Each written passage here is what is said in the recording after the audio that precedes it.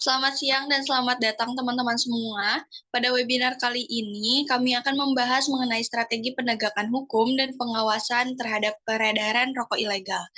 Topik ini sangat penting untuk menciptakan lingkungan yang sehat dan melindungi masyarakat dari dampak negatif rokok ilegal. Mari kita mulai dengan mendengarkan penjelasan mengenai rokok ilegal dari para mahasiswa hukum yang hadir pada saat siang ini oleh Kang Tablik juga Kang Indika. Waktu dipersilahkan. Baik, terima kasih pada moderator. Jadi yang pertama, rokok ilegal adalah produk tembakau yang diproduksi atau didistribusikan, dijual tanpa memenuhi regulasi dan peraturan yang berlaku di suatu negara. Ini mencakup berbagai bentuk, mulai dari rokok palsu yang meniru rokok terkenal, hingga produk tembakau yang diproduksi tanpa izin pemerintah atau yang tidak membayar pajak yang dikenakan pada rokok legal. Nah, ciri-ciri rokok ilegal terbagi menjadi tiga. Yang pertama, produk palsu. Rokok ilegal seringkali merupakan produk palsu yang meniru merek-merek terkenal. Kemasannya seringkali hampir mirip dengan rokok legal, tetapi isinya tidak dihasilkan atau diatur dengan standar yang sama.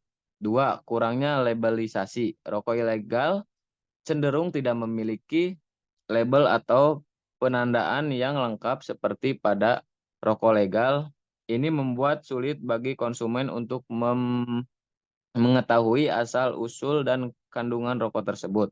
Yang ketiga, tidak mentaati regulasi. Produk rokok ilegal sering kali tidak mematuhi regulasi pemerintah terkait produksi, distribusi, dan penjualan tembakau.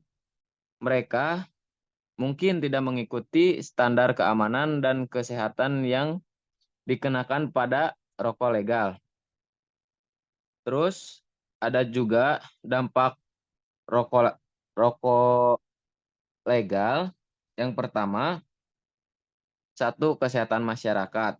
Produk rokok ilegal dapat mengandung bahan kimia berbahaya tidak terkontrol, berdampak buruk pada kesehatan penggunanya. Kedua, perekonomian. Rokok ilegal dapat menyebabkan kerugian ekonomi karena mereka seringkali menghindari pembayaran pajak dan bea cukai yang berlaku. Yang ketiga, industri tembakau yang sah.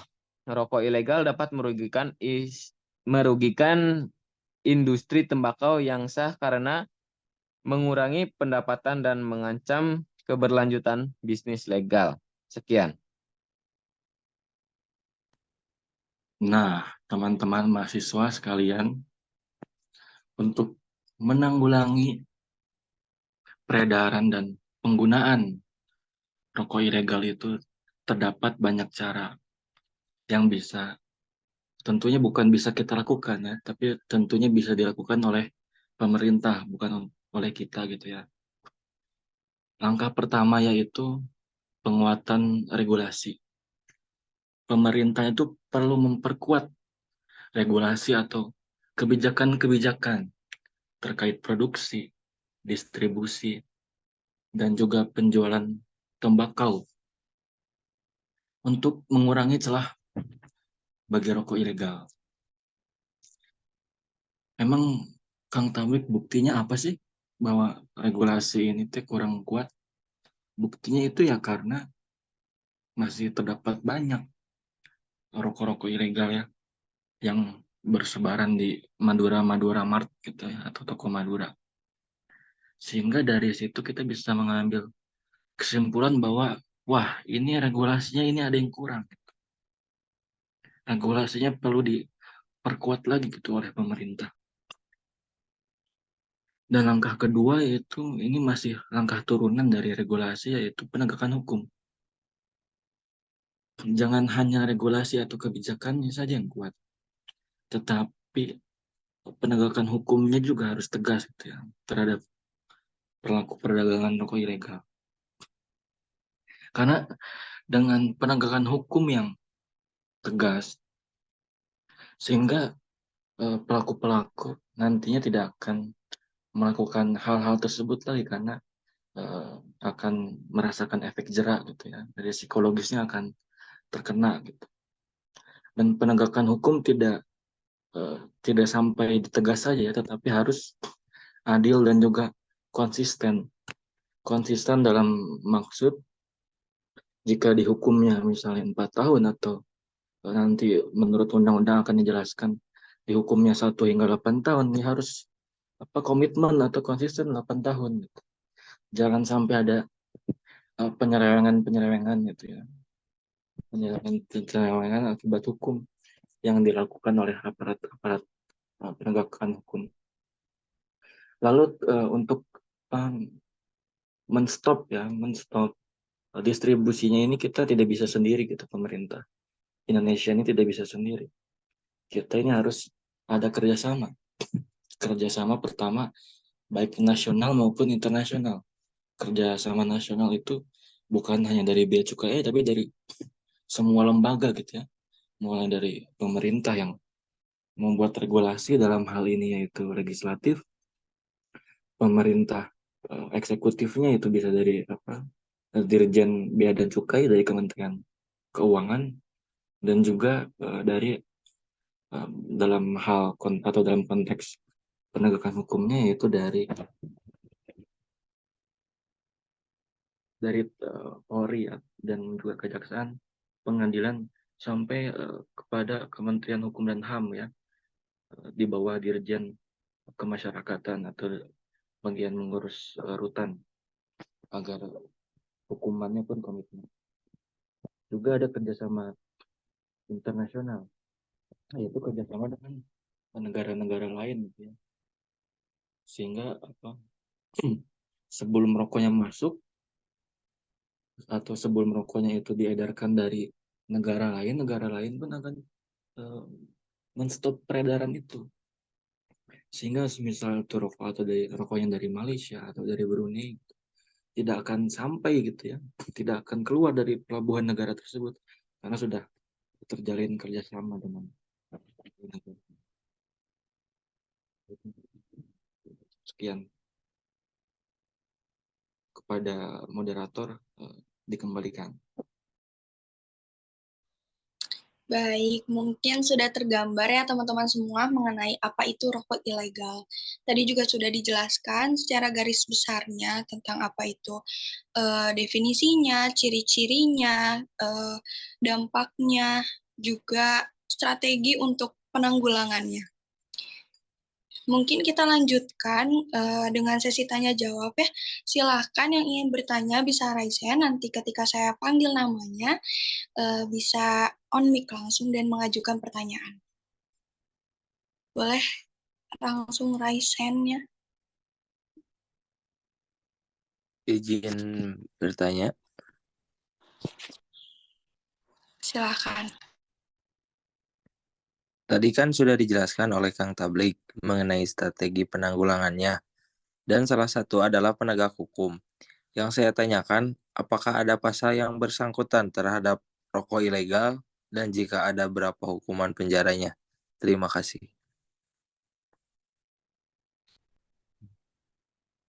Baik, izin akan saya jawab pertanyaan dari saudara yang mulia Reza atau Bung Reza. Jadi pasal yang atau aturan hukumnya atau akibatnya itu ada sebenarnya, Bang Reza, yaitu dari pasal 55 huruf A dan B Undang-Undang Cukai. Itu berupa pemalsuan pita cukai. Jadi hukumannya itu undang-undang mengatur dari tindak-tindaknya, yaitu ada pemalsuan pita cukai, lalu ada penggunaan pita cukai bekas, lalu juga ada pelanggaran dengan yaitu rokok yang tidak menggunakan cukai. Kalau yang pemalsuan pita cukai itu pasal 55 huruf A dan B Undang-Undang Cukai, hukumannya itu 1 hingga 8 tahun. Dan juga denda itu 10 sampai 20 kali dari nilai cukai. Nah, untuk pita cukai bekas itu pasal 55 huruf C Undang-Undang Cukai. Jadi hukumannya itu 1 hingga 8 tahun dan pidana dendanya 10 sampai 20 kali juga gitu ya, 20 kali nilai cukai. Lalu untuk rokok yang tidak dilekati pita cukai ya seperti apa rokok-rokok apa jam-jam gitu ya dan lain-lain. Itu pasalnya pasal 54 Undang-Undang Cukai. Jadi hukumannya itu 1 hingga 5 tahun gitu ya. Dan dendanya hanya 2 kali nilai cukai gitu ya, 2 sampai 10 kali. Lalu yang terakhir nih ada pasal 58 Undang-Undang Cukai ini pelanggaran yaitu pitanya itu bukan untuk rokok tersebut gitu, bukan peruntukannya. Jadi hukuman untuk tindak pidana tersebut yaitu 1 hingga 5 tahun. Dan dendanya 2 hingga 10 kali nilai cukai gitu. Jadi pasalnya ada di pasal 55 huruf A, B, C dan juga di pasal 58 Undang-Undang Cukai gitu. Dan hukumannya pun range-nya 1 hingga 8 tahun. Dendanya tuh 2 hingga 20 kali lipat dari nilai cukai. Baik, cukup sekian. Dikembalikan kepada moderator. Iya, terima kasih ya Kang untuk jawabannya. Buat Saudara Reza, apakah pertanyaannya sudah terjawab? Baik, terima kasih. Sudah terjawab. Baik, kita lanjutkan ya. Siapa yang ingin bertanya kembali, boleh langsung raise hand.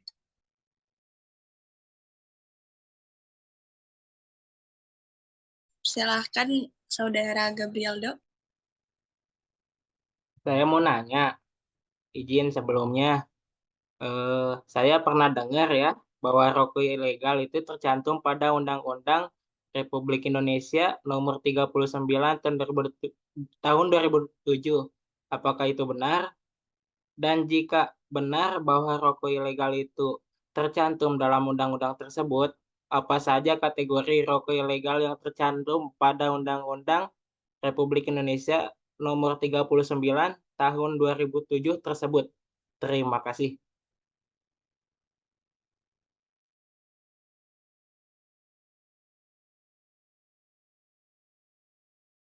Baik, ingin menjawab pertanyaan dari Kang Gabrieldo. Ya betul bahwa rokok ilegal itu tercantum dalam Undang-Undang Nomor 39 Tahun 2007 dan menurut Undang-Undang Republik Indonesia Nomor 39 Tahun 2007 tentang cukai. Kategori rokok ilegal meliputi rokok impor atau rokok dalam negeri yang berada di per di peredaran bebas dan disiapkan untuk penjualan eceran tetapi tidak dilengkapi dengan pita cukai yang sesuai dengan peruntukannya. Oleh karena itu, rokok ilegal dapat dikenali dari ciri-ciri seperti tidak dilekati dengan pita cukai, dilekati dengan pita cukai palsu, dilekati dengan pita cukai bekas, dan atau dilekati dengan pita cukai yang tidak sesuai peruntukannya. Pelanggaran terdapat Undang-Undang Republik Indonesia Nomor 39 Tahun 2007 tentang cukai dapat dikenai sanksi sesuai dengan ketentuan yang berlaku. Sekian. Baik. Bagaimana Saudara Gabrieldo? Sudah terjawab? Terima kasih ke Kang Indika ya sudah menjawab pertanyaan saya. Sudah. Baik, kita lanjutkan ya. Siapa yang ingin bertanya kembali? Izin bertanya kembali. Apa saja merek-merek rokok ilegal? Terima kasih.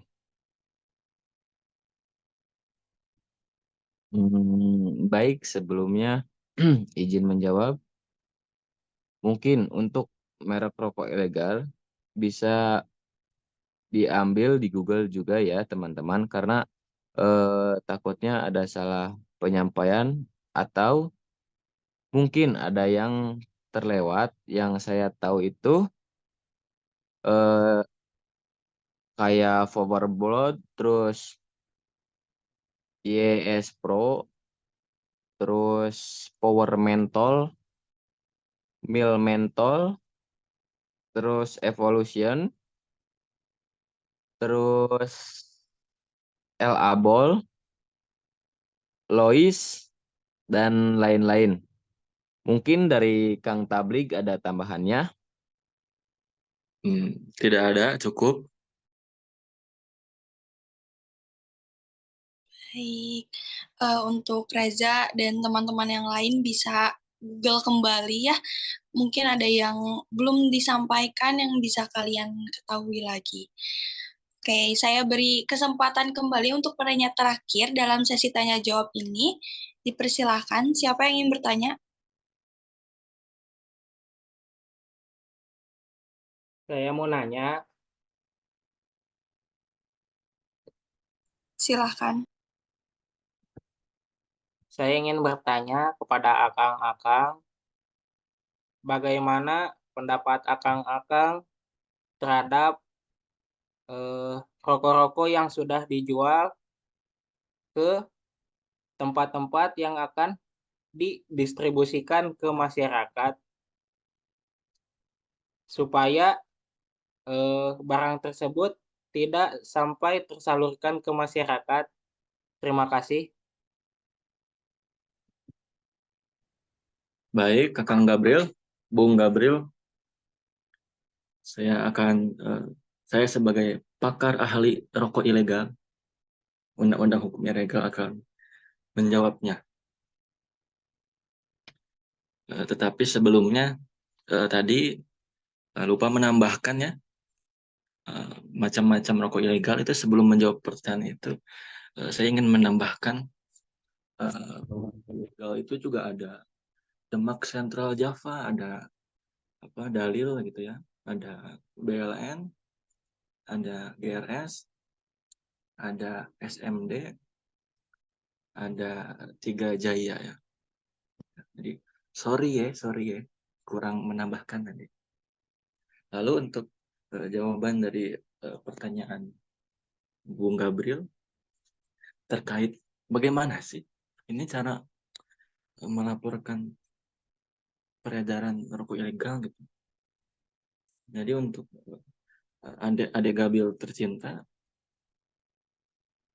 agak kurang jelas nih baca.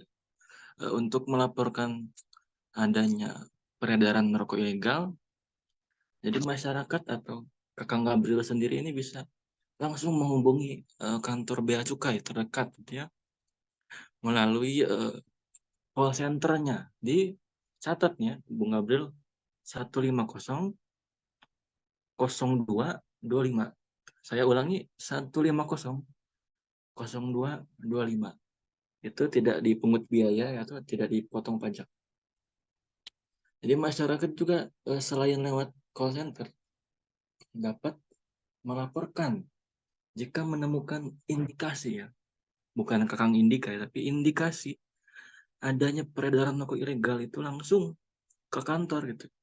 Jadi kalau semisal takut pulsanya habis, langsung aja lapor ke kantor Bea Cukai jika didengar gitu ya. Alhamdulillah gitu kalau laporannya didengar. Tapi biasanya pun tidak didengar ya, tapi nggak apa-apa kan kita sebagai rakyat atau warga negara yang baik harus melaporkan hal-hal yang tidak sesuai dengan pemerintah, dengan kaidah-kaidah hukum atau hukum positif yang berlaku di negara ini. Karena kembali lagi peraturan itu pun ada agar terciptanya ketertiban masyarakat. Jadi untuk rakyat, untuk bangsa dan negara. Sorry. Oleh karena itu, jangan lupa, pilihlah diri kalian sendiri sebagai penggagas-penggagas atau garda terdepan dalam penegakan keadilan di Indonesia. Mungkin cukup sekian jawaban dari saya sebagai pakar hukum rokok cukai, rokok yang cukai, yang non cukai. Terima kasih. Saya kembalikan kepada yang terhormat Ibu Diani Puri. Pada Ibu Diani Iya, dipersilakan. terima kasih Kang Tablik untuk penjelasannya. Tadi juga sudah dijelaskan bahwa nomor kontak layanan Bravo Bea Cukainya ya. Jadi untuk Kang Gabrieldo, mungkin sudah jelas ya penyampaian dari Kang Tablik tadi.